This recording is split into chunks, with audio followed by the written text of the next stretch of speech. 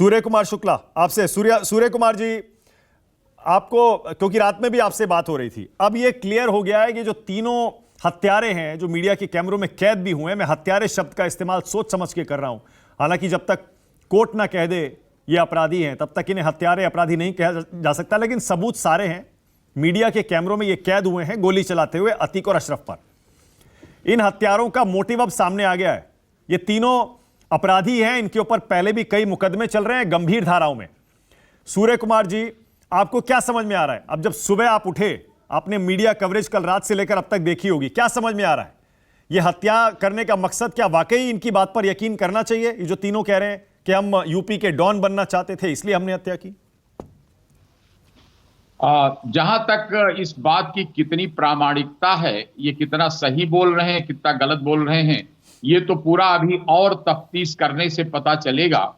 लेकिन crime world का लगभग 36 साल तक अनुभव करने के बाद ये मुझे महसूस हो रहा है कि ये क्राइम वर्ल्ड में ये बहुत आम बात होती है।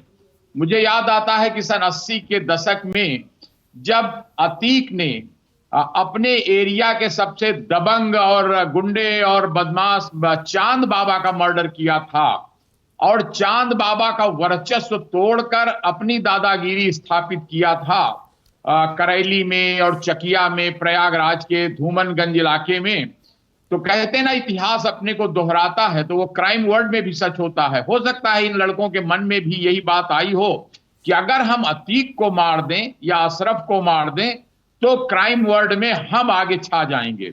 और बताऊं, सामान्यतः अपराधियों की 15-20 साल से ज्यादा उम्र हम लोग नहीं मानते।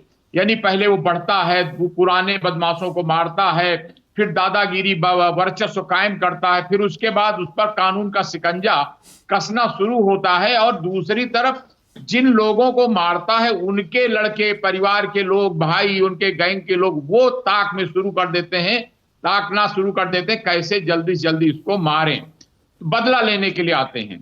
तो उसी तरह ये तो बहुत, फिर भी 40 साल चल गए अतीक का गुंडागर्दी का राज। सूर्य कुमार जी, एक बात बताइए, ये जो 3 आरोपी हैं अब इनका क्या होगा आपके हिसाब से? जाहिर है अभी पुलिस कस्टडी में रहेंगे, उसके बाद जेल चले जाएंगे, इन पर हत्या का मुकदमा चलेगा। ये जो डॉन बनना चाहते थे, अब मुझे तो लगता नहीं, क्योंकि कैमरे पे सब रिकॉर्ड हुआ है, मुझे तो लगता नहीं कि इनको बेल भी मिलेगी और बाहर भी आएंगे। यही तो विडंबना है और अफसोस है।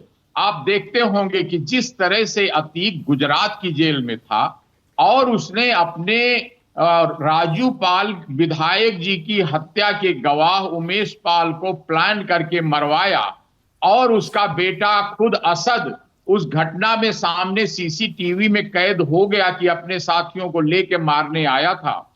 तो यानी ये साबित होता है कि अपराधी खुद जेल में ज्यादा सुरक्षित रहते हैं, अपनी जान बचाते हैं और अपराध जेल से रहकर अपने गिरोह का संचालन करके अपने साम्राज्य, आपराधिक साम्राज्य को खड़ा करने का प्रयास करते हैं। तो ये बड़ी विडंबना की, चिंता की बात है कि अगर इनको सजा भी हो जाए तो भी उसका क्या असर पड़ेगा, वास्तव में अपराध से अलग हो पाएंगे, क्योंकि ये क्रिमिनल मेंटलिटी होती है और जानते हैं आप इतनी जल्दी फांसी तो हो नहीं जाती, वो 15-20 साल तक इनकी गुंडागर्दी बदमाशों की चल जाती है। और उसका मुख्य जो अब चिंता का विषय है कि ऐसे लड़के, इस तरह के दुष्ट जो हैं, अपराधी हैं, वो ऐसी दुस्साहस ना। Okay, all right. Surya Kumar ji नमस्कार, मैं हूं मानक गुप्ता। अगर आपको हमारा ये वीडियो पसंद आया हो तो इसे लाइक और शेयर जरूर करें, और हां, हमें सब्सक्राइब और फॉलो करना ना भूलें ताकि आप देश और दुनिया की कोई खबर मिस ना करें। तो जुड़े रहिए हमारे साथ और देखते रहिए न्यूज़ 24।